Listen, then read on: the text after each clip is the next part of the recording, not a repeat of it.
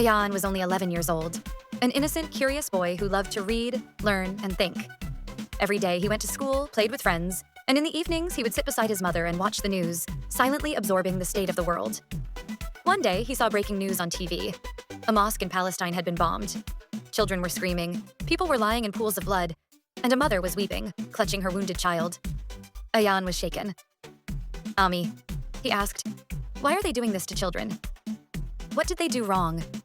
His mother had tears in her eyes. "My son, this is oppression, but the world stays blind even when the truth is right in front of them." The next day, Ayaan watched videos about Kashmir. He saw homes burning, soldiers patrolling the streets, and a woman crying, raising her hands to the sky and pleading, "No one hears us." Every day, Ayaan saw new horrors, from Palestine, Kashmir, Burma. And then he saw world leaders sending weapons to those who were already powerful.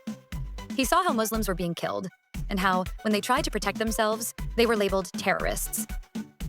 That night, Ayaan picked up his journal and wrote, "When those who suffer are called terrorists, understand that this is more than just a war.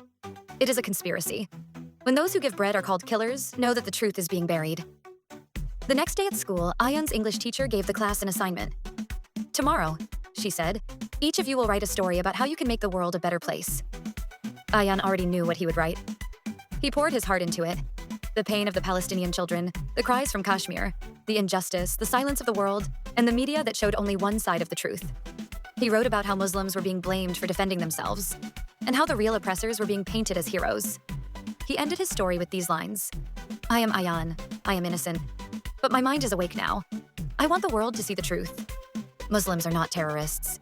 They are oppressed. If we all speak the truth together, maybe the world will change."